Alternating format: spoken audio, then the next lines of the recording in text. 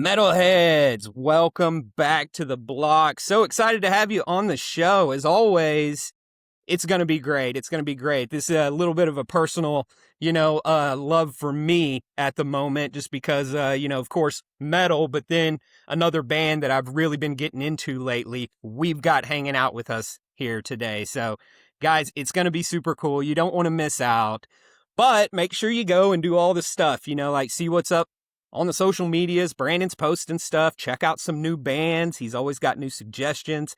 I say this every show, so if you've seen it, you know it, but go check out some more metal. That is the ultimate message. That is what we love to do, and that's what we're here to do today. So go check out the show. Go say what's up to Brando on the social medias. And today, though, we're really about to get into some awesomeness. These guys even have a show today. That's how freaking active they are. So this isn't like some band that, we haven't heard in 5 years or whatever. These guys are out there doing it right now. Today, we have Withhold the Blood with us here. Woo! This is, man, you have no idea. This is really a thank you from us. Like I told you guys before we hit record, it has been a freaking awesome time getting to know you guys through the music. And I'll tell a quick story.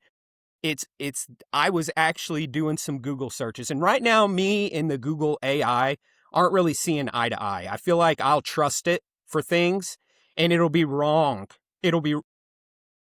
Yeah, that was my first mistake. You're right. Just giving it some trust. And, I thought it was a tool that was supposed to help us out, but then I realized it's not a very good assistant if I have to go back and make sure my assistant is correct. So it's like a I'm person. Oh, it's about as reliable as people. Okay. Since you put it that way, it's a great assistant. But anyway, one of the bands that I was kind of just going through and doing some Google searches for some bands that I hadn't heard, and you guys came up. You guys had a recent single that you put out, and so I got into it, and then before I knew it, I was like, where have these guys been in my life? So Withhold the Blood. So excited to have y'all with us. I'm going to shut up. I'm going to let these guys say hi and what they do with the band. Jordan. I try to play what he plays, and it's guitar. And now to Eli. I'm Eli. I'm the drummer. I'm the new drummer. Tyler. I play bass. Jesse, vocals. Brandon, lead guitar and drinking. Yep. Lead drinker. Lead drinker. Designated Hey, Hey, that's like a bonus title. I joke around with the kids with like AKA all the time.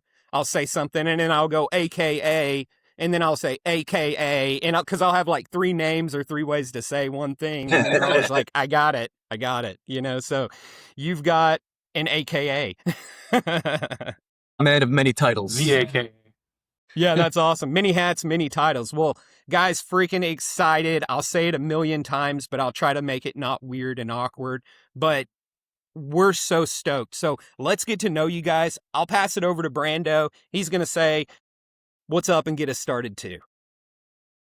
What's up, fellas? Thanks for joining us. All the same awesome stuff Zoomy just said. So thanks for joining us. And one of the things we like to do here at the Metal Block to kick things off and help people get to know you, how you got here today, is what is your metal origin story? If we could go through the line, each of you tell us how you kind of like got introduced to like metal music and then how you kind of got into playing it. So I guess we'll go in the same order y'all introduced each other. So we just keep the same cadence here. So Jordan, why don't you start us off? All right. Well, it was a weight class in high school, and I was listening to nu metal, and this kid that was massive came up to me, and he was a senior. I was a freshman. He was like, "Hey, the music you're listening to is okay, but I'm going to burn you something." He burned me something, and I was mortified to hear Cannibal Corpse, but I couldn't stop listening to it. It was just like, what are they doing here? I didn't know things got that heavy, and I've been hooked ever since. That's really, I stopped listening to Korn and Linkin Park. They're still great, but then Cannibal Corpse, you can't. Cattle Decapitation. It was all on that one CD, and it was fantastic. He just did me a great service. I don't remember his name. I don't even remember what he looks like. It's just that he was massive. Just massive. Perfect. Oh, Like yeah, a true so Cannibal Corpse fan. He's yeah. like a metal angel. He was. I don't think he was real. It was actually a figment of my imagination, and it's just incepting myself. It's crazy. Eli. Oh, I got a pretty like I know this one pretty well. So my dad was a big classic rock guy, R&B guy. And listened to all the hair metal, like he just listened to everything. And one day we're in Milwaukee with a family trip in Milwaukee, and stop in a CD store, and he shows me an Iron Maiden CD, and I'm like, okay, well, what is this? And he's like, this is Iron Maiden. Starts talking about him, so he plants that seed, and so I go home and start trying to find their music, and this is before everything is able to be streamed, so you had to like find a CD or pay for it or find a YouTube video because they were starting to come up. So started that, planting the seed, and then I had a buddy in middle school, and he got an extra Megadeth Endgame album for Christmas. He got 2 of them the same year. And so he gave me one, and I listened to it, and like Jordan said with his buddy CD, I just couldn't stop.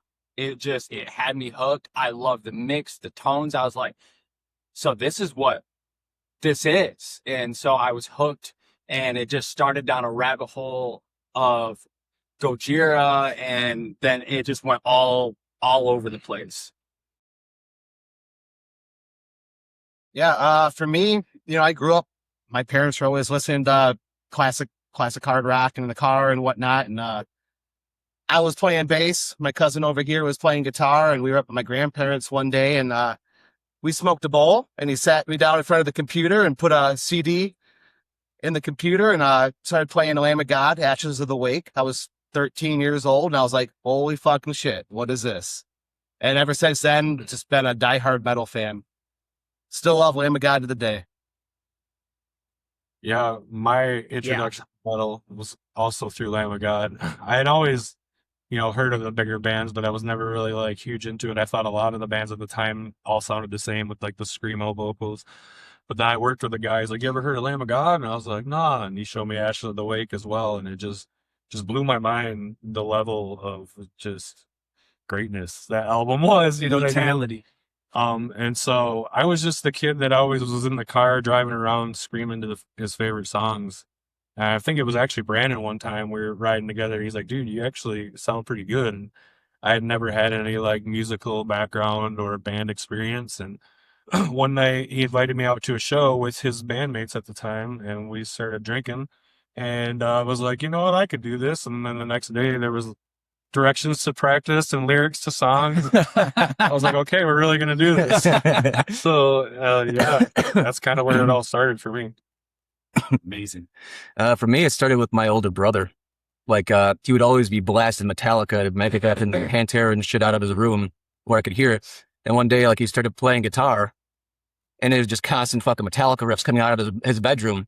And I was like, this sounds fucking really cool. Like, I want to do this. So yeah, that's what got me into metal. And eventually, when I was like 14, I think I got my first guitar, and I started playing Metallica, Megadeth, and Black Sabbath riffs. And eventually, I stumbled onto Lamb of God and started moving, heavier and heavier and heavier and heavier until we're here right now. Oh no. Can't hear You're you. muted, Jimmy. There it is. Man, my bad. So this is really cool because one of the things I love about hearing kind of the origin stories is how it also takes me back, right? It helps me think through the times. And it's really fun because just like Jordan kicked it off, I mean, I was total nu metal in the beginning, like the Korns, the Limp Bizkits. Who else was there? There was even like Deftones, and then like Godsmack, Disturbed, Godsmack. on the radio, Yeah, and then so I remember Slipknot kind of being the nu metal band that actually opened my mind up to some heavier stuff. But I had I remember his name, but it's kind of funny. He was a big dude in my art class in ninth grade, and his name Justin Poole. And Justin Poole would come over, and Clayton Trammell, was a kid who sat across from me at the same, we had like tables. There were like 4 people right there at the same art table. Justin Poole sat at another table originally. Well, Clayton Trammell, he was he listened to like Christian music and stuff like that. And it was interesting because Justin Poole would come by and he'd be like, "Listen here, you dirty Christian. You need to put," and he would like throw out the Cannibal Corpses and all that stuff. And so he and Clayton kind of immediately had this I don't know, like nemesis kind of mentality. But it was really funny because I got to learn about bands like Cannibal Corpse through him, because eventually he came and sat at our table. And it was interesting because you had Clayton and Justin Poole, and they were just 2 opposite ends of the spectrum.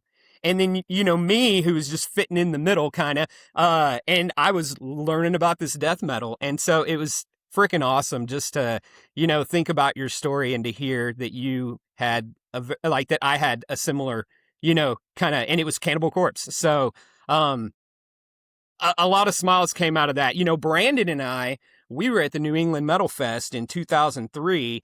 Okay, Lamb of God was playing, what's the song off New American Gospel, Brandon, that they were playing with the Wall of Death that they did? Might have been Black Label. Black Label, that's the Yeah. name of that song. And so they were doing Black Label, and it's the very first time I was a part of a Wall of Death in 2003, seeing Lamb of God up there at the New England Metal and Hardcore Festival. Super crazy show. Brandon got jumped. We all pretty much got kicked out. You know, it was wild, Yeah, that guys. sucked. Yeah, but you weren't hurt. We got to laugh about it later. If you'd have gotten hurt, it would have been different. You didn't get hurt. Yeah, Them that's true. Them Boston boys had nothing on you, man. So, but it's funny- anyways, It's funny you guys talk about Lamb of God because these guys got to open for Lamb of God before I was still just a fan. And so I went and saw them. That night was the very first time I ever crowd surfed, and it was to Walk With Me in Hell. And it was one of the most fun experiences I've ever had. They opened the set with Laid to Rest, which obviously one of the greats. And the whole floor was just a pit. And it was one of the most fun times I've ever had at a show. It was, and these guys got to play, and I got to witness it and be a part of it. So it was, Lamb of God's got a special place in my heart too now. man, and I they mean, like it's to tour with funny as awesome well. bands. That show was with Behemoth. They were on the Megadeth tour, and they played in Ohio. Slayer. Oh, Slayer. That's Yeah. right. They were on the Slayer tour. They played in Ohio. They had a night off, and then they're playing Chicago the next night. So they just had a pop-up show in Grand Rapids. We had a So we filled in for Slayer. notice. Yeah, Slayer. It was awesome. Slayer couldn't make it, so they got a hold of us. But I think it's also funny. You guys are all talking about Cannibal Corpse, and we also opened for Cannibal Corpse and Cattle to Camp back in 2016, I think it was. Yeah. And it was awesome because it was a smaller show. It was a 400 person show. It was just that small venue with that big band feel. That was amazing. But yeah, it sounds like kind of like a ballroom type venue, probably, right? kind of, Something like that. Yeah, that's awesome. I know there was a Cannibal Corpse came through Oklahoma City once when I still lived there with Zoomy. But it was like sometimes these like tours come together in one city, and then like there'd be like one date on the tour where a second tour met up, and they're like, it's just a big show this one time on the tour. It was like Exhumed and like a Watain and Cannibal Corpse, and like I can't remember all the bands that played. It was so sick, but it was like at this place called the Diamond Ballroom. So it was just packed to the walls, this small ballroom, and like huge bands playing it. It was badass. So that's cool. You guys got to open for these awesome bands. You know, it seems like that new age American metal kind of genre they hit in the early aughts, you know, was influential for so many people. I know that kind of like, I was also a new metal kind of guy, and like Taproot, Seven Dust, Slipknot, all those bands, you know, like, and then I had a guitar teacher introduce me to Pantera. And then that just kind of started, you know, somehow I went from Pantera to like Morbid Angel, which is like a huge jump, but like, but yeah, I mean, the Lamb of God and like Killswitch Engage, Shadows Fall, God Forbid era, you know, like the Red Chord, all that stuff kind of coming out around that time, like really set the tone for a huge resurgence in metal. And I love to hear how they've influenced so many people, and I think it's awesome. So good bands to be influenced by and keep things going. They did a big thing for metal for sure. I think. Well, we were a part of a movement at that time. You know, it was like a change and a shift in metal, which metal shifted so many times, but to be a part of it, and you know, like I see all these like memes or reels now that talk about people aren't necessarily homesick for a place, it's more of a time. You know, it's a homesick for a time period, because as we get older, things remind us of all these awesome things that we had done. And so here I'm sounding like an old dude, but the fact of the matter is like all that has such good feeling, a part of it, are attached to it, and we were a part of it. And so it's like double bonus right there. And you don't forget crap like that, man. It sticks with you forever. It's weird. You know, you right now because say, you know, he said new drummer. We just came back after like 4 years off. So June was our first show in 4 years, and like you said, you just get all those feelings coming back of, you know, the old days, hanging out with the friends, playing the big shows, and it's just something that we all miss so much. So yeah, I can definitely attest to that. And just the feelings and memories that you get through music. It's great. Yeah. and you want to hang on to it, right? You know, and so you're gonna try to recreate it, you know. And so I'll tell you what, the metal world is grateful that you guys decided to come back together and write some music. And so let's start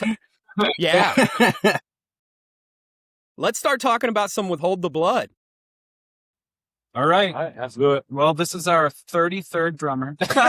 No, it's actually still funny. I think he's the 11th or 13th. Over 16 years. So 16, you know, we're averaging 1.3 a year. I didn't even know there were that many drummers. I know. That's the hard thing. That's impressive. It's crazy. They're just over a long period of time, and everyone's kind of scattered, and I'm the last one standing around town, I guess. I bought a drum set for my daughter, so when he's ready to leave, she can just jump right in. We don't have to take a break. There you go. You have to plan for the future. Play ahead. Yeah, Yeah, those are fun, plans. Yeah, succession plans. But no, I was going to say that's like a bassist in a punk band. You know, it's like there's always a new bassist in every punk album.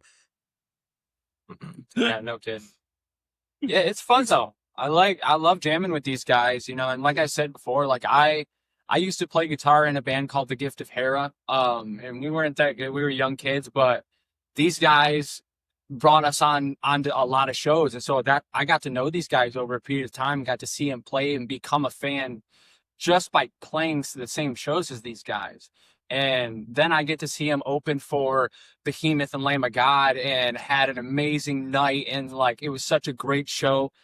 And now I got to be a part of it, you know, and like, I've definitely had to practice up and get my chops up so I can play to this caliber, but it's absolutely worth it. Like, I'm having a blast, and the people have been so welcoming, and they've been super nice to me despite the amount of shit they talk. It's just been an awesome ride so far. Hell Yeah, that's how they show you they love you, though. You know what I'm saying? Yeah. It's all a lot of love. Yeah. Yeah, When they they don't do start that to just anybody. Yeah. And when they start being nice, I know something's off. You know, that's my cue. Like, are you feeling okay? We must be. Let's kick him out. Yeah. Yeah. Are we cool? Are we cool? Like, did I do something to hurt your feelings? Fuck you, play drums for my band. Yes, thank you. See, that feels like it feels good. feels right. Feels Eli right. walks into practice. Is like, wait a minute. Why is Tyler's daughter here today? Which happens. It does It happen. does happen. My daughter does love to come to the shows and come to practice. Yeah, and there's oftentimes she's in here practicing on the drums, and I'm like, crap, they're training my replacement already. Yeah, He be drives in, careful. your drums playing. Like, Yeah. oh, Oh, Man. Darn. I get it. That's awesome. So you guys put out a single in May called is it Mammon? How do you guys pronounce it? Mammon? That's right. Yep. All right. Tell us, so that was your first thing since you had an EP in 2018. So do you guys have more stuff that you've recorded? You're going to be putting out later, or like is Whole this just album. kind of a like what we're back? Oh yeah, there, The guy that we record with, like, he's nice enough to where like I can record all my guitar parts and just send him all the raw DIs and stuff. So I have a whole bunch of songs recorded. We just haven't, gone through with it all yet. Okay, sweet. So That's- it's an ongoing project. Maybe there'll be another EP or album in the near future. It's been pretty wild. Like, so COVID, so 2018, we come out with the album, we gained a lot of momentum, lost a drummer, got a new drummer, got that momentum back going, and then COVID hit. So we were canceled shows for 2 years. Soon as you could start playing shows again, our drummer had to move, got a new drummer, then he had to move. So we've been writing songs since 2018. So we've got a whole library that we're just waiting to get recorded, get out there. It's a money thing. Everything costs so damn much money to come out with. But Yes. we're getting back there. We're getting back there. the process has started though. Like it's an active, like we are doing this currently as well as now playing these shows. Like, so I don't have the timeline yet, but it will be, we have music coming out. Awesome. Fully- We'll definitely be keeping an eye out for it, and any news and updates on that. So you guys have a show tonight. Do you guys have other stuff booked? Like, are you guys staying pretty active out there, getting your music out in front of people while you're working on Only these other one, new songs? we have another hometown show booked in September. We just try to keep it spaced out, and we're gonna start trying to hit it. We're at the point where we don't want to just jump at anything. We try to save it for special occasions or bigger shows, or we try not to play the same area more than one time every 2 months type of thing, so we're not overstimulating. And there's lots of other bands out there that deserve their time to play shows too. So we're taking our time, learning songs, recording songs, playing what we can. It's a lot different than it was 4 years ago too. We're back to building bridges with venues and promoters. Some of those places just aren't around anymore. So it's back to like just feeling out who's doing what and who's letting metal actually play in their venue. Around here it's kind of hard to find a good place to play metal. But thankfully there's some more bars and venues opening up that are giving us a shot. And since COVID, so many people have stopped Yeah. being promoted. They have quit their job here, they've quit their job there, they're doing other things. And so the contacts really weren't the same. It's just kind of a new thing, but we really want to focus on getting the EP out.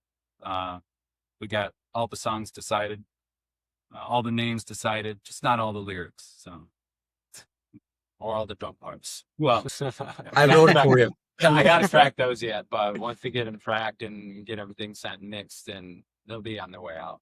We're gonna spend a lot of time in August trying to knock some of this out, since some of it's gonna be busy for other members. So it'd be a good time for somebody to just kind of spend our weekends cracking down on this. Hell yeah. Do you guys track at home, like on your own? I mean, you said you send the DIs into somebody, so even drums. really hard to do. It seems so easy. I would say we've spent, at the very minimum, 2,000 just to do this on our own, but then countless hours of trying to learn the software, getting it right, getting the things that other people need. It seems really fun and easy when Born of Osiris does it and August Burns Red does it. And you're like, oh, Guitar Pro 8 is actually the most difficult thing in the entire world. I have no idea what any of these things mean, and I don't know anything about music. And so it makes me feel really small. But we've come a long way, and I think we all grew doing that. We had a friend help us. He tracked, he was right here with Brandon and literally note for note on Guitar Pro, taught us how to use it. We watched him the whole time. I gave him the software and he just took off with it. And he showed us how to do it, and we're on track now. So it's pretty cool to be able to come out, if we ever want to, with all the tabs that will go right along with the playing if anybody wants to learn it. So drum parts included. use like Guitar Pro or something for tabbing all that out? Yeah, and Yeah. then Reaper to record everything. And then a tiny Focusrite, just the $99 Focusrite. Yep. The solo. Right. Yeah. Solo. Yeah. So for drums, do you bring it in, do you record on an E-kit, or do you just find a way to mix all those into the one? We're going to. We I haven't. just bought one. Yeah. Yep. It's in the corner here. Yeah. We haven't used it yet. We haven't recorded anything with it yet. But yeah, that's the plan. Is we're going to use the E-kit to It works. do all the drums on, and then just send him all of the stems, and just to let him do his magic.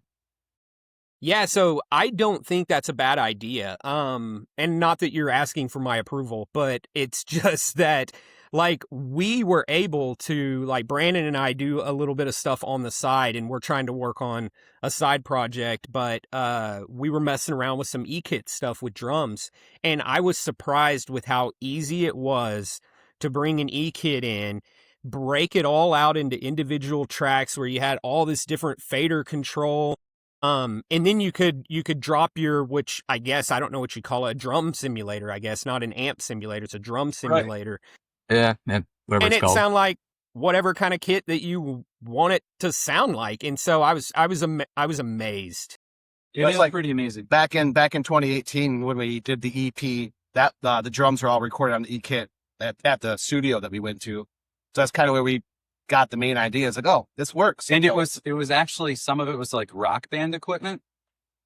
No joke. But, you have Superior drumming, and it just takes, this, he just needed it for hits, because he's like, whatever you're doing there, I don't understand that syncopation. So I'm glad we did this, but, this is on Rock Band stuff. So you might have to do like 4 takes because it's old, but fun stuff. Like the video game Rock Band?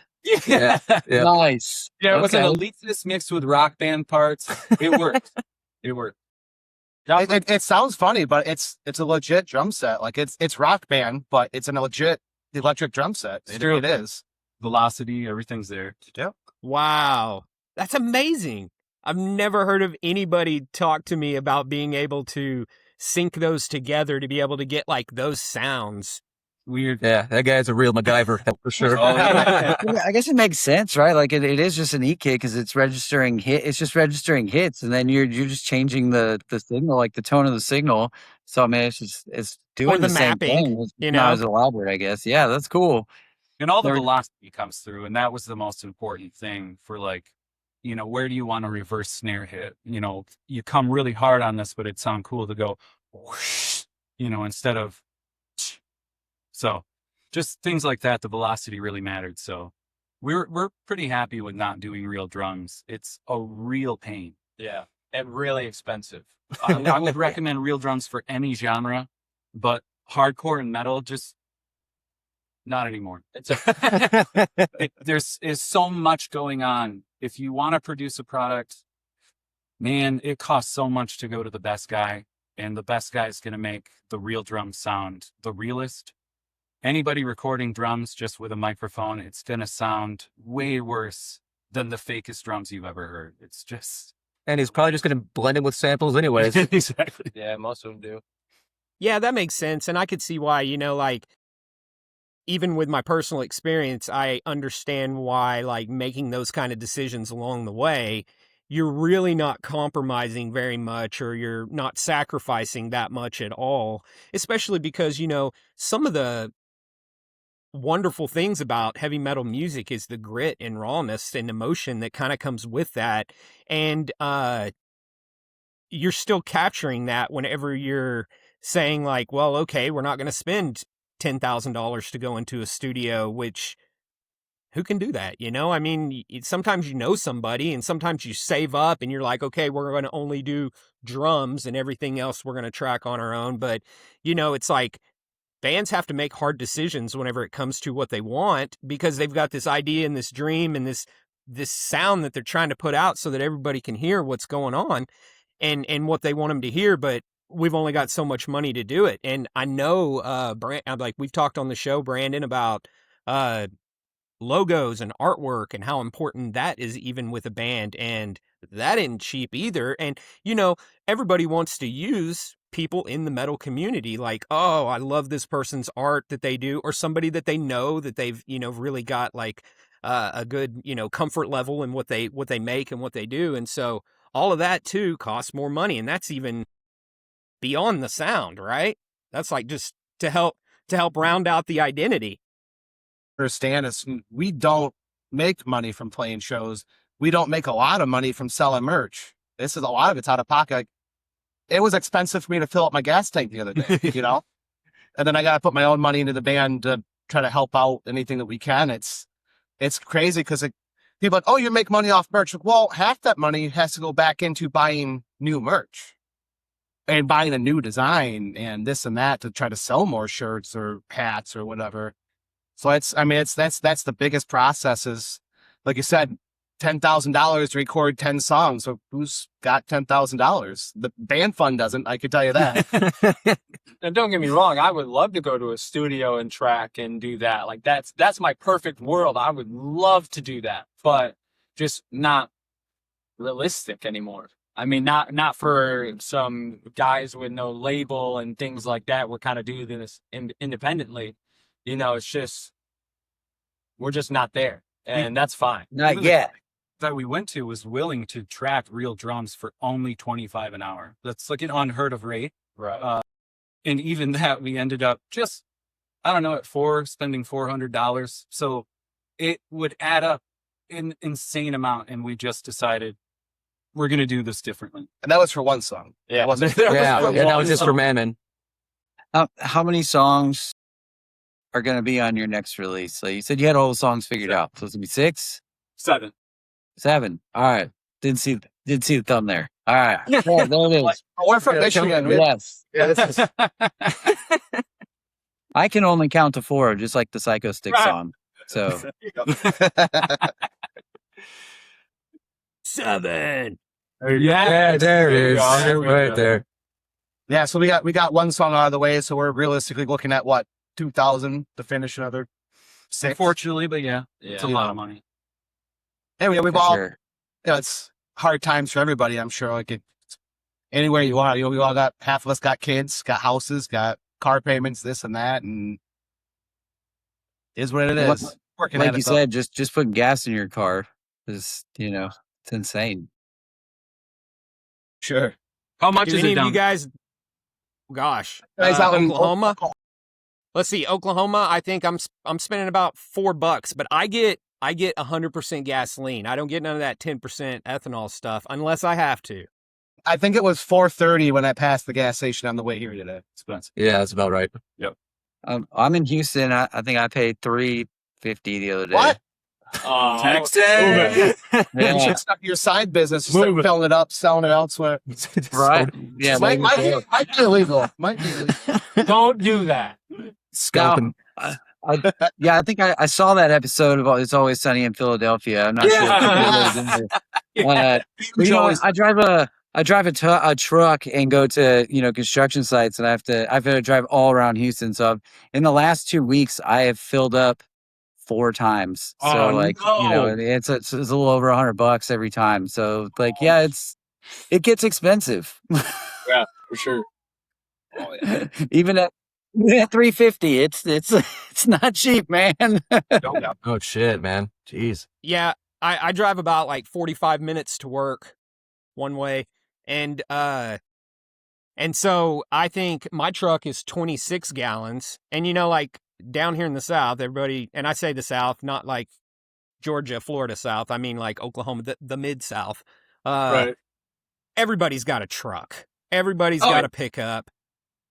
And I don't know how it is in other places. I mean, I imagine San Francisco has less trucks from individuals. I don't know, but I don't know. In Michigan, you guys are freaking like It's a good automotive heaven.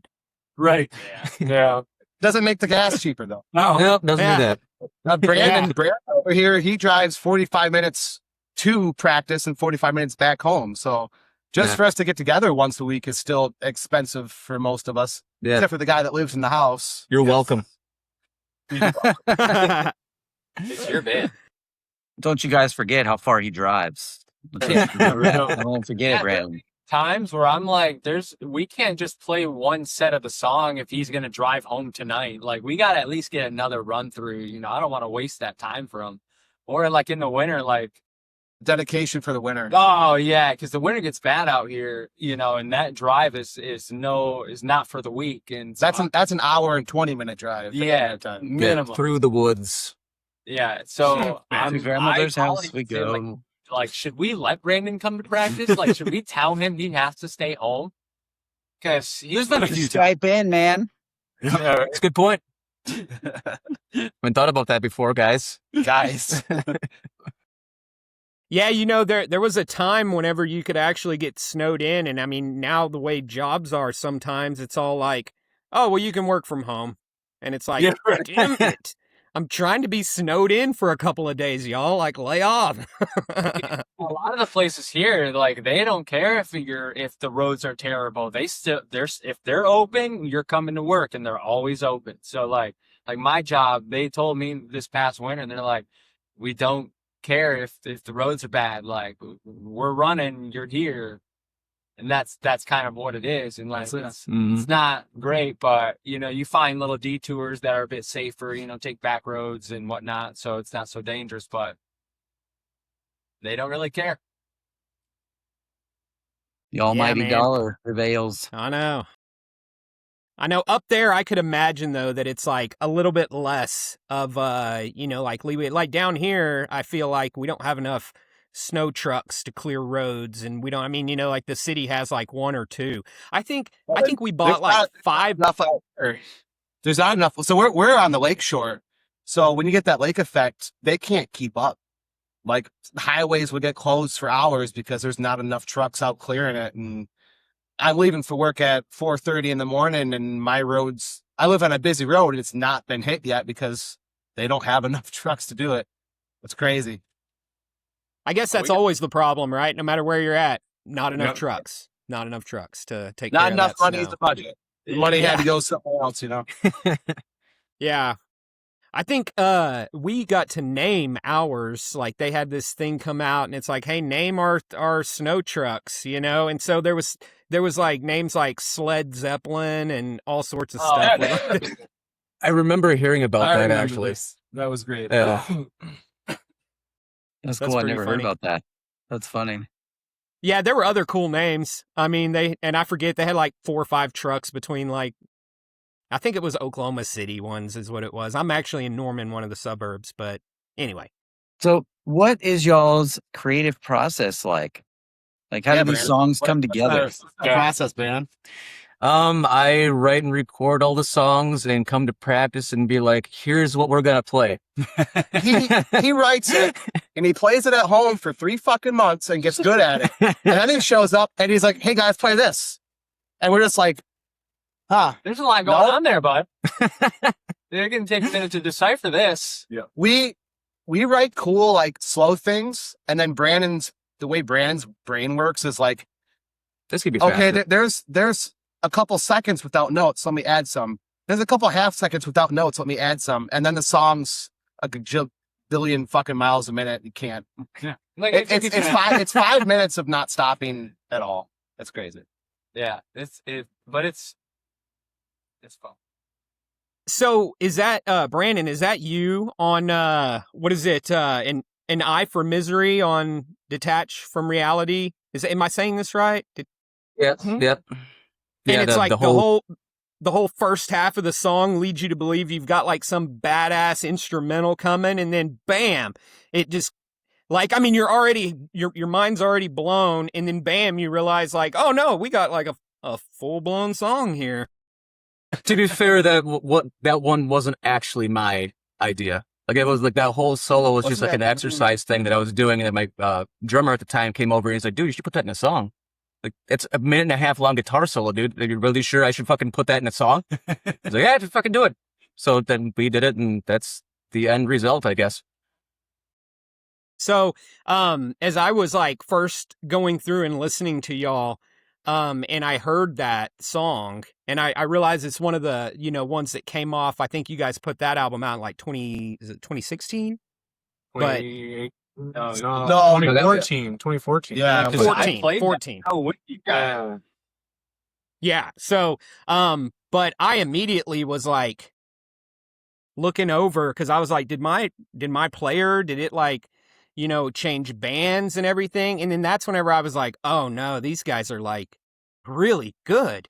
And and I don't mean oh no as in like, oh no, I meant more like, oh no, I had it wrong. I was just combing through some bands and how did I, I've said it that I accidentally stumbled upon y'all, but that song threw me aside because I was like, oh, nice little instrumental going here. And then boom, I was like, that was like a solid long solo. And I'm a solo guy, Eli, you talked about Megadeth, man. I was a big Megadeth fan too. So thrashy solos, and more solos, like bring it on. Bring it back. Bring the solos back, dude. I need more. Yeah. Yeah. So, you guys got some serious chops, man. That's some good stuff, man. Good job, Brandon. Yeah. Thank you. Much appreciated. What kind of gear are you guys playing on? We like to talk about gear some. So do you guys want to tell us a little bit about your instruments of death? Yeah. Yeah, I got always got it right here. I don't even remember the the model name. Ibanez, and then play through a 5150 and like a boosted with the tube screamer, and then it's going into a Harley Benton cab. 7-string. I play Legator. Love Legator. I go through a 6505 plus PV, and I got them on the Harley Bentons because those guys make a really good cheap amp. Can't believe it. People just use them to rebuild their Mesa boogies. It's weird. Nice. I don't have my bass out at the moment, but I have a 5-string Schecter Apocalypse. I run out of Ampeg 450, and then I have an Ampeg 410 bass cab. I am running an Ampeg boost drive pedal at the moment too. We use kind of a collection of drums. Frankenstein. We Frankenstein this kit. The kick is an 18-inch Gretsch. Got a lot going on here. Yeah, It's a whole bunch. and then the snare. The snare here is 11 by, I don't remember what the depth is, pork pie. I run my pedals. The only other thing that really matters are the Thomas Speed Cobra 310s, which I really love. And then just some of the cheap vinyl cymbals, a couple Sabian B8s, and some Pro Mark 6. Yeah. Something like that. See if I can get it back perfect. Whoa, it's pretty good. Pretty good. Jesse, what kind of throat are you running? A good one. Yeah, pretty decent one. That's the part of being a vocalist is you don't have any gear to fucking carry. So Oh, typical vocalist. We get to the show and he's just gone. He's out getting food. He's We're not out- working. I'll grab a drumstick and be like, "I got you." Yeah. Who's carrying the merch in and setting that up? I mean, Also us. Typically Oh. Jordan take care of a lot of Jesse, that. chime in here anytime, man. Come on, I was trying to help you out. Well, Jesse, what do you do to warm up your vocals, like your voice and vocal cords before you guys get going? I mean, nothing much really. Honestly, I try the day of a show. I'll try and take it easy on like talking in general. You know what I mean? But as far as like routine, I don't really have. I don't have a routine. I was self-taught. I was like, how do you do what you do? I don't know. I just started doing it and it worked. I can't teach anybody how to do it. It works. But as far as like preparation, I just, earlier on when we first joined, we just get shit-faced at shows and never really realized like how much that infected the show. So I try and keep it easier on shows before we play. And I always tell people, the only advice I can give you with vocals is you gotta just believe in what you're doing. If you're up in your head, like self-conscious about what you do, it's always gonna come out bad.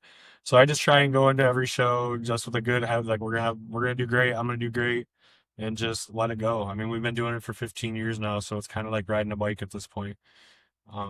It's just more or less Nice. hoping all of our equipment holds out and I've never had any issues with my throat, thankfully. So I'm gonna keep doing it until I can't. All right.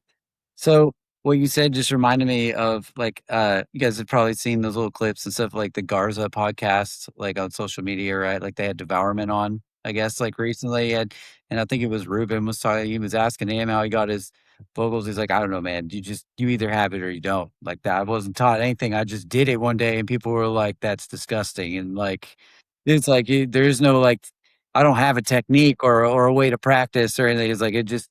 I had it. You either have it or you don't. So, Yeah, it's like, I mean, for real. okay. Nice. There's probably some work you can do, but to train yourself to become, like an extreme metal vocalist of some sort. But I do think that there's probably some truth to that. Like everybody kind of like their voice all fits in a certain area. And it's like, well, what you can do is still limited within this quadrant of the pie that you kind of occupy. And so, I mean, some people maybe, have a bigger slice of the pie. They can, have a larger range, because I've heard of people that can do multiple octaves in their voice, not like extreme metal singers necessarily, but actually extreme metal singers probably could with a, high pitch, because you guys got some real high pitch, black metal-y sounding vocals that come through a lot on Mammon, even, for instance. The recent single has it on there. I love that. I feel like that title doesn't really display what I can do with my range, because it had been 4 years, and it was the first time we were in the studio that we weren't actively playing shows and practicing all the time. We were just getting back to it. So I was pretty self-conscious when we were in the studio with that one. I don't feel like I had my full potential behind that one, but I forgot where I was going with that. Shit. It's all right. Well, Active. the black metal vocals and yeah. So when we first started playing shows back in 2012, the very first thing someone come up to me and told me was, "Dude, you guys are awesome. You sound just like Lamb of God and Randy Blythe." And that's like great. Like I'm super complimented, but it was that second I was like, I don't want to sound like somebody. I want to sound like me. So I started like exploring a lot more of like the heavier styles of like death metal and grindcore and stuff like that, and experimenting with the high screams, the gutturals, the pick squeals. And like Brando said, I just had it. I could do it. I don't know how. All of a sudden I was doing pig squeals at practice, and everyone's like, "Whoa, what was that?" I was like, "I don't know. I just fucking did it." It just sounds good. And so I feel like I have a good ear for metal. I can't read music. I can't play an instrument, but I feel like I have a good ear for metal, and I know what it should sound like. And so I try and implement that as much as my vocals. I don't write lyrics before. I have to have the song finished before I can write my lyrics to it. I'll come up with a pattern of like what I feel like it should match the guitar, and then I'll match that pattern with lyrics. So that's kind of my process for writing. That is the second episode in a row where the vocalist has used that as a suggestion for people who struggle with fitting lyrics into songs. Is there like, you really just got to come up with your, like vocal patterns and then put some words in those patterns. And I'm like, all right, now I know how many syllables I need. Now I got to fit some words that match those syllables to make it match the guitar. Yeah. I mean, and I'd never really thought of it that way, being somebody who isn't good at writing vocals or writing any lyrics or anything like that. It's kind of always just bowed out of that duty, because I've been like, we will be waiting here forever, and then you guys will just laugh at me whenever I show you what I've been working on. So, I think that's awesome. And the fact that we've heard that 2 times in a row, anybody that's been watching the show, like if you like writing stuff and you're kind of stuck, take some of that advice and just see if that breaks through the wall, because I think it's a good idea. So, yeah, man. And, I think it's a good time. We should let people hear. We should let them hear everything we've been talking about. We got a little bit tighter schedule today, so we want to make sure that we don't skip out on everybody really getting to check out the band. So I think let's check out the recent single. Let's go ahead and listen to Mammon.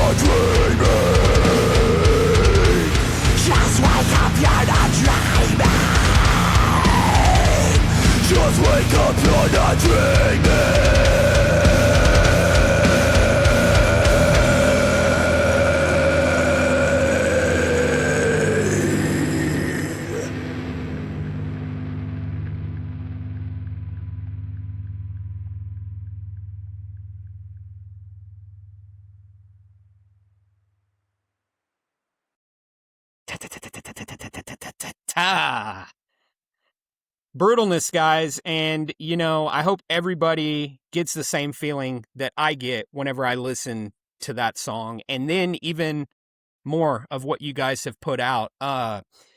It really is refreshing, and I use that word probably more than I should, but I feel like I haven't used it in a while, so I can grab at it again. So, and it's accurate. It is something I can listen to and reminds me of why I love metal. Not any one specific thing, but just like bringing you guys together, all of the skill sets that you have really produces something that I enjoy listening to. And I just hope everybody else checks out that song or enjoys what they just heard, checks it out, checks you guys out, and doesn't let y'all doesn't sleep on y'all, because they're missing out if they do. So, go check out Withhold the Blood, guys.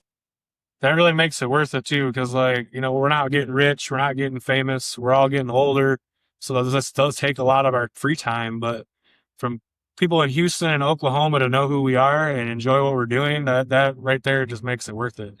So it tells us we're doing something right. That's awesome. Yeah, we Yeah. appreciate you guys so much, and everybody else that listens to us. Like, if it wasn't for you guys, this shit would be pointless. So It would. Yeah, once again, right? The metal community, like, it's what it's freaking about. Like, we all have something that we love, and we lean on one another to be able to either do that thing or to bring us to a place where we can hear that thing that we love. And so many metal bands like that I listen to, and we get to talk to the, people who are in the bands, talk to the different band members, like, they all are such a fan of one another too. And that is what, like, in my opinion, and I mean, I don't have too much personal experience with like different genres of music as far as going to shows and understanding the culture, but that is what the metal community meant so much to me for even growing up. It gave me a place to be, a place to belong, and I love the music and I love the people, and we all stood up for one another and supported one another, and that goes beyond Norman, Oklahoma, or Oklahoma City and Houston. Like, I see that across the world whenever we talk to people, and that's what I love, man. We do it for ourselves and for one another, and it ain't for the money, and we're okay with that. yep. Absolutely. Yeah, we're Yeah, all my in the- long ass commutes throughout and around Houston are much more tolerable thanks to the hard work that you guys and some of a lot of your metal colleagues, right? Like thank you for what y'all do. Like, if it wasn't for you guys, I might be in jail for a road rage incident or something. You never know. So no, love it. So I don't do you guys have time? You've been standing for a while. You got a lot more standing to do this evening. Do you guys down to play a little questions game with us before we Yeah, let for y'all sure. break? Good. Why not? Good. 3 All right, cool. questions. You want to We, do three today? Yeah, You do three? we'll do 3 Take because it I easy know. on you guys today. Yeah, well, and it's not to, cut out any of the fun. Like, we always have a great time doing this, and it's not to cut out any of the fun. It's just that we know that you guys have an important show, and there's a lot of preparation that goes toward that, and that's what we're here to support, is the show, not no silly questions. But what we like about the questions is whenever we ask these questions, we want people to be able to relate with you, people to laugh with you, and then whenever they see you at a show or they're out there, they want to come up and say what's up. And like inside, whenever they're like, I really want to go tell that guitarist he did a good job, or I really want to go let the drummer know that I really loved listening to him play drums, they get a chance to just go up there and say what's up, because that barrier has been broken down, right? Because they know hey, we're alike. We like the same cereal or something silly like that. So, it's really just so that you guys, are able to, be more known and to be better friends with those people that, might not just normally come up and say hi. And now they are. So, yeah. So, all right. We'll just keep going in the same order. I guess, we've got over here the J-Man starting us out. So we're going to go with question number 1. And I think we'll just do what? The first 3, Brando? Man, I like 1, 3, and 5 that you came up with. Let's do those. Okay. Let's 1, just 3, do all and 5. 5. Yeah, Well, we let's got do all time. 5. Let's do, if you guys are done, we'll do all 5. Well, let's do it. Okay. Let's do it. All Okay, right. let's Here's do all question. 5. Question 1. What is your favorite board game? Ooh. It might sound really old, but chess. But if we're gonna go with something that's like, whatever, Milton Berle or whatever, gotta go with Monopoly. Oh That's my answer, you dickhead. Solid choice. I might say probably Monopoly. Yeah, because it's fun to take my friend's money. Love it. Oh shit. For me, it's Goldfish because it's the only game my daughter has a fighting chance at winning. And we tried to play Starry, and she fucking hates it. She hates it. I gotta go with Battleship. It's pretty good. Battleship was always my favorite. Yeah, sunk your belch. I was going to say Monopoly just because I like taking everyone's money. Yeah, It's a lot of fun. All right. So do you guys do a band round of Monopoly like every so often? You guys ever play together? We dabble in some chess every now and again against each other, but that's about as competitive as it gets because that's probably where we should keep it. Gotcha. All right. That's cool. All right, you guys ready for question 2? See, that was easy. These aren't too bad. All right. Would you rather wear cowboy boots or go barefoot for the rest of your life? Oh, cowboy. Oh, yeah. Cowboy boots for sure. Oh, yeah. Yeah, I would rock those with no questions. Yeah, I have a pair of cowboy boots. I used to have horses and work on a ranch and all that stuff. So yeah, cowboy boots all day. I'm conflicted because when you say the rest of my life, I'm like, so when I go swimming, when I'm taking a shower, I've got to have cowboy boots on. Oh, I never Not just thought got this. water buckets all day long. See, I'll probably still take the cowboy boots. I'm going shoeless, footless. They're feet prisons, man. The feet prisons. Let me be free. Yeah, I'm going shoeless, man. That's like 10 extra seconds I don't have to worry about in the day to put those things on. Adds sure. up. That's true. Adds up. all right. I like it. We got variation, man. That's so great. That's so great. All right, then. What is your favorite dinosaur? Oh. I'm going to say the plesiosaur. Yeah. I took it. Did I take yours again? Yeah, It's the Loch Ness Monster, right? So exactly. maybe it's still alive. Exactly. It is, for sure. Yeah. I mean, pretty cool. I know this is going to sound super generic and everyone pays it, but a raptor, a velociraptor, all day. I was going with Raptor. Yeah, I'm sorry. It's pretty cool. Pterodactyl, you can fly. That's a good one. Nice. Can we do Megalodon? Here we go. Sure. I thought those things are absolutely terrifying. We'll go with that. Oh, hell yeah. And Oh, side man. note, I used to have an Xbox gamer tag that was pterodactyl dump. Yeah. Yes. Pterodactyl dump. That's I awesome. lost that account somehow. I couldn't remember how to log into it. But yeah. Anyway. I used to be friends with a guy on Xbox. His name was Torso Mangler. He was the coolest guy. Nice. Was it our good friend Scary Grego? He was viral load. So whenever you play Call of Duty, it'd be like you were killed by a viral load.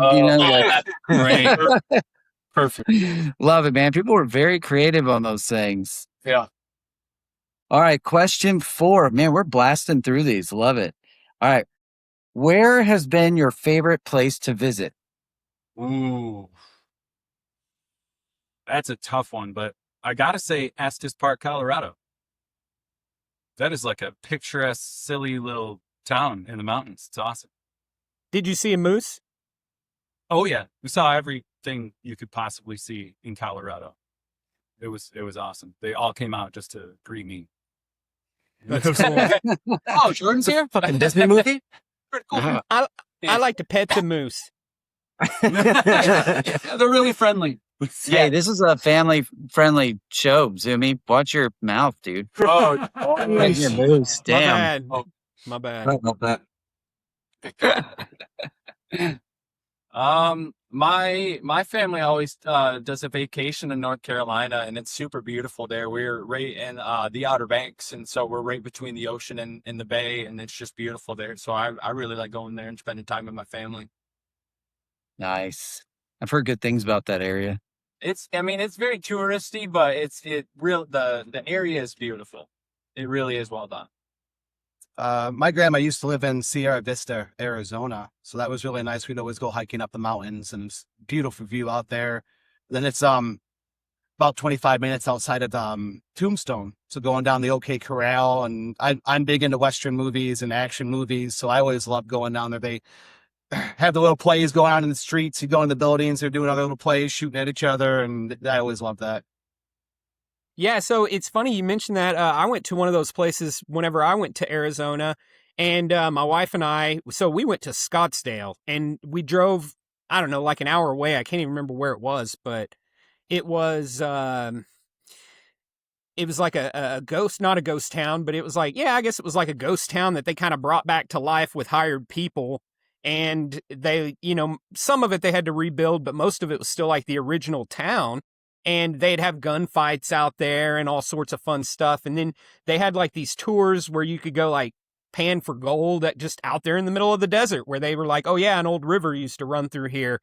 And we'd go out there and pan for gold. And I've actually got a little vial that has like 2 little gold schmeckles in it. I call them schmeckles. So, what is the did you go if you go to Sierra Vista? So I used to live in Tucson for a little while, and the company I worked for, we did mold, asbestos, and lead abatement in like schools and hospitals around southern Arizona. I think north of Sierra Vista, I'm trying to remember the name of the cave. There's this really badass cave there. I don't remember the name of it, but yeah, we went through it and did the walkthrough. Nice. Yeah, that was it's really deep. yeah, it's really cool because like I was probably around 9 or 10 when we did that one, but I do remember going to it. okay. And then I think Sierra Vista is it's like another 40 minutes away from Bisbee. I imagine you've probably been to Bisbee. That place is sick. Yeah. Oh yeah, lots of cool places around there. Heck That yeah. they got, Those little mine towns, man. It's nuts. It's cool. Sierra Vista's got the largest airplane graveyard in the US.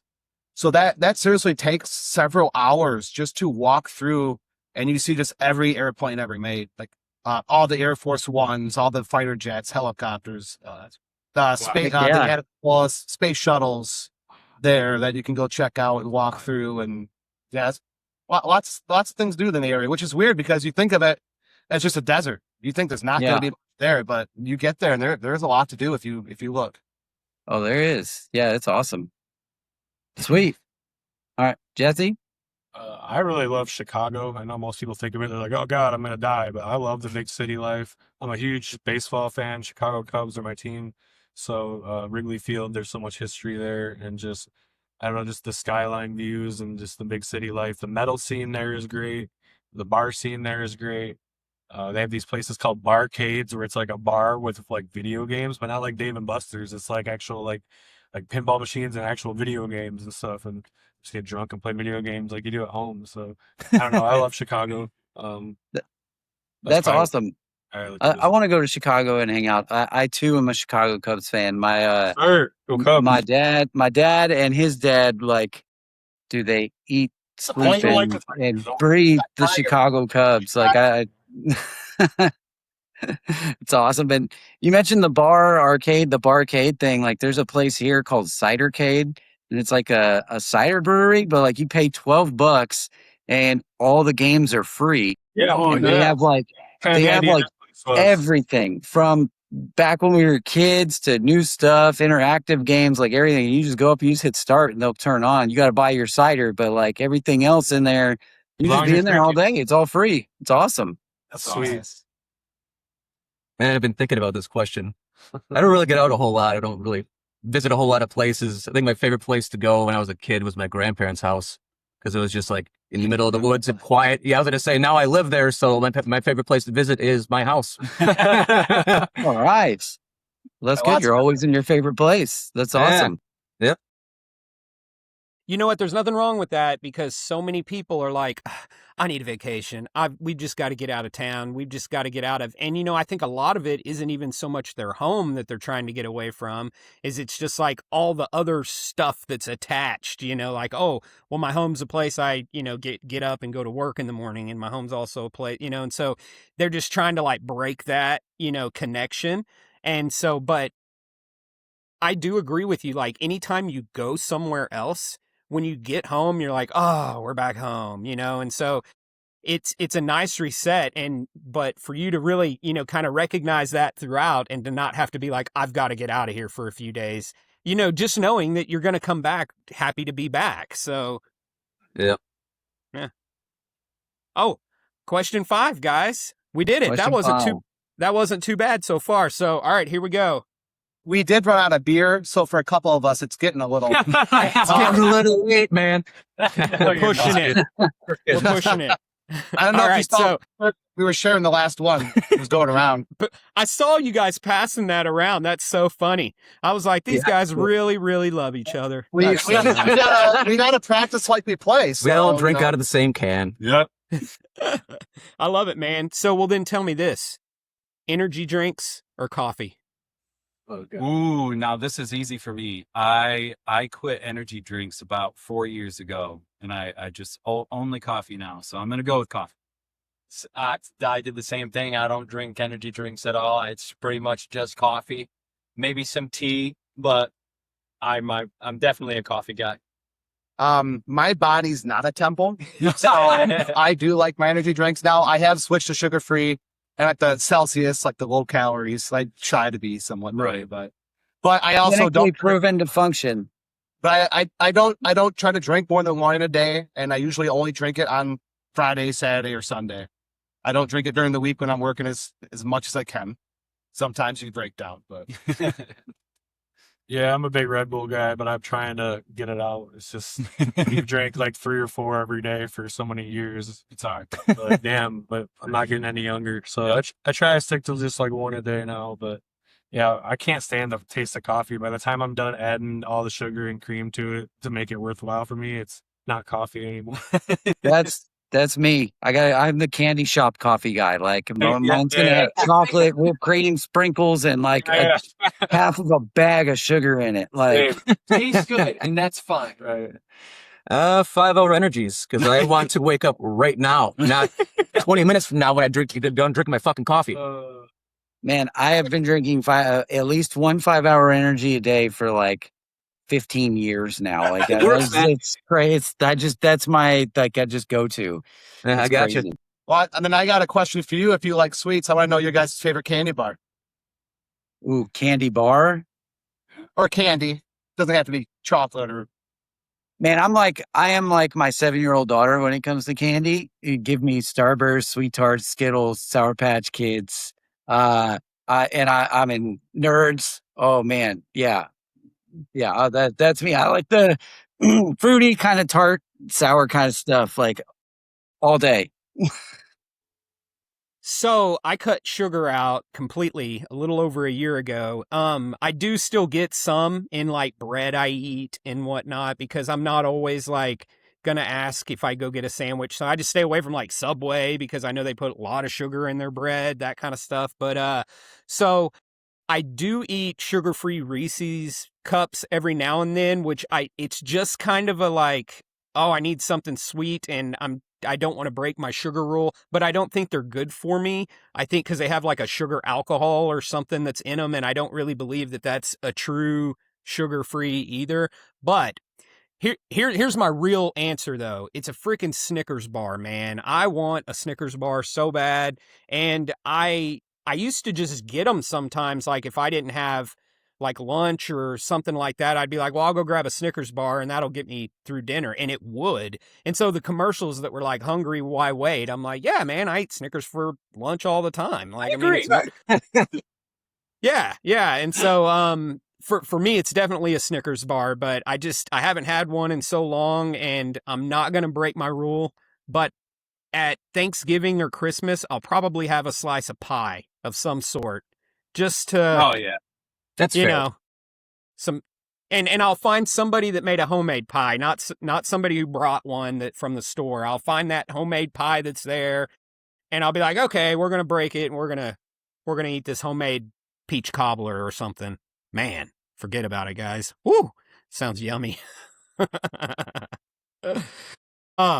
Yeah, man. I'm about to go in there and like eat everything in the house, like, and just like like an episode of Biggest Loser whenever they're like, "How did you not lose weight?" And they're like, "Well, one night I just ate like the 3,000 calories worth of donuts." That's what I feel like now. So anyway. So a donut. So, guys, thanks for, I know you guys got to go. We're so grateful you took some time out of your day to just hang with us. We love you guys, man. We freaking love what Withhold the Blood is doing. We love it that you guys are like continuing with the music, continuing to put out new material. You've got actively shows going on, So guys, if you're out there and you catch these guys, whether they're playing a local show near you guys or they're actually getting out a little further on the road, don't miss them, man. Like, pay attention to the metal shows that are coming to your area, because you don't want to miss these guys. I mean, you don't want to miss any good act that's coming through, but man, freaking A, tonight's about Withhold the Blood, and we're so grateful for you guys and the awesome metal that you guys are putting out. So don't stop. Keep everybody wanting more. And for everybody out there, don't sleep on these guys. Like I said, you will regret it. Thanks, guys. I Thank appreciate you. you all. Thank you. Thank you so much for having us. This is really fun. Yeah, it was. Thank you. And thank you for Oh being yeah. here. Brando, go ahead, bud. Thank you guys for joining us. I hope the show tonight is fucking stellar. I'm sure it will be. And I hope you sell out of all your merch. And just keep doing what you're doing. You guys are doing an amazing job. Can't wait to hear the next release you guys put out. Yeah, thanks, man. Well, all right, everybody out there. Until next time, Metal Block over and out.